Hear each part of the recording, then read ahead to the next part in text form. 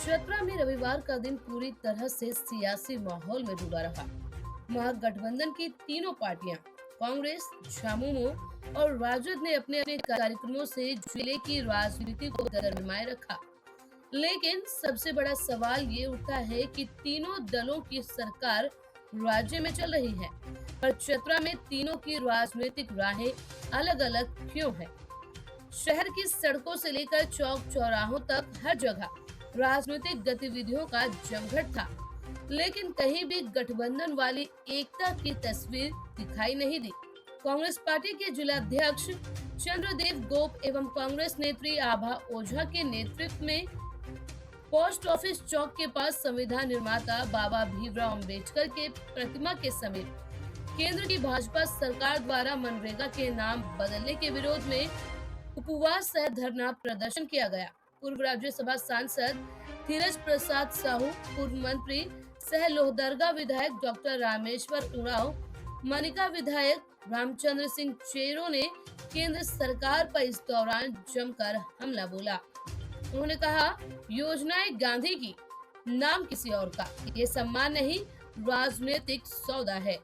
अनावरण कार्यक्रम में भीड़ अच्छी थी, आवाज बुलंद थी, लेकिन सहयोगी पार्टियों के नेता और कार्यकर्ता नदारद दिखे।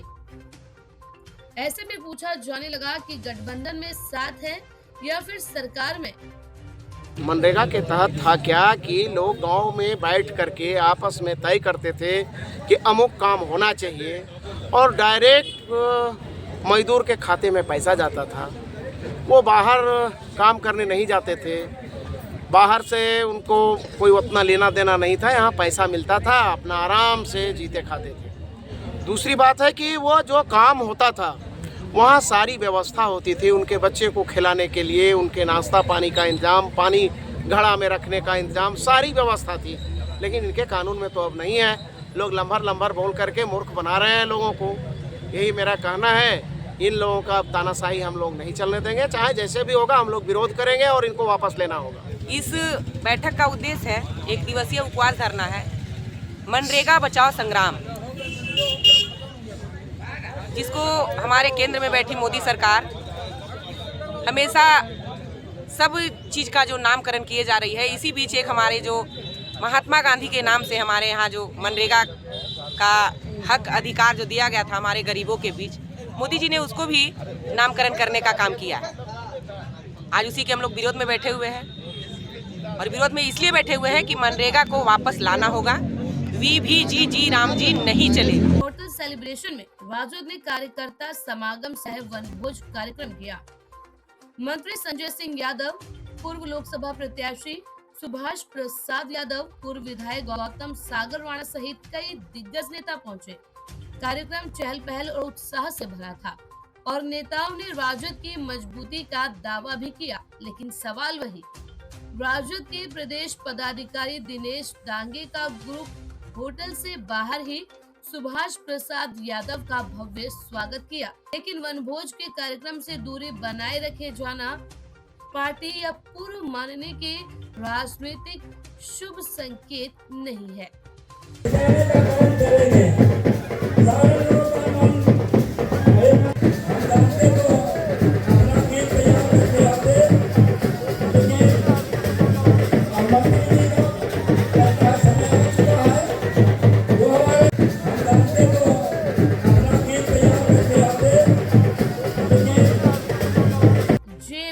जयंती समारोह, दफ्तर में सम्मान, मैदान में दूरी क्यों? झामुमो ने अपने कार्यालय में गुरुजी शिबू सोरेन की 82वीं जयंती धूमधाम से मनाई।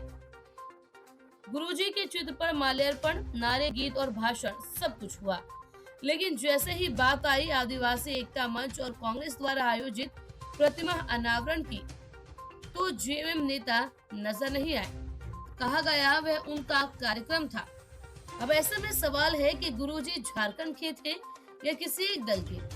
जहां गुरुजी का विचार था, दलों की राजनीतिक दूरी भारी पड़े, शहर जाम, प्रशासन परेशान। आज राजनीतिक कार्यक्रम ज्यादा, समाधान कम। सर्किट हाउस, होटल, उपवास स्थल, अनावरण प्लेस, झामुमो कार्यालय, इस रूट पर एसडीपीओ शुभम खंडेलवाल, सदर एसडीपीओ संदीप सुमन और सीओ अनिल कुमार, इंस्पेक्टर सनोज चौधरी लगातार गश्त करते नजर आए। शहर के चौक चौराहों पर ये हाल है कि गठबंधन की एकता चाहे कितनी ही अलग हो, ट्रैफिक जाम में जनता जरूर एकजुट थी। जब तीनों दलों ने अपने अपने कार्यक्रम किए तो जनता ने पूछा कि गठबंधन ड्राइंग रूम में है या मैदान में।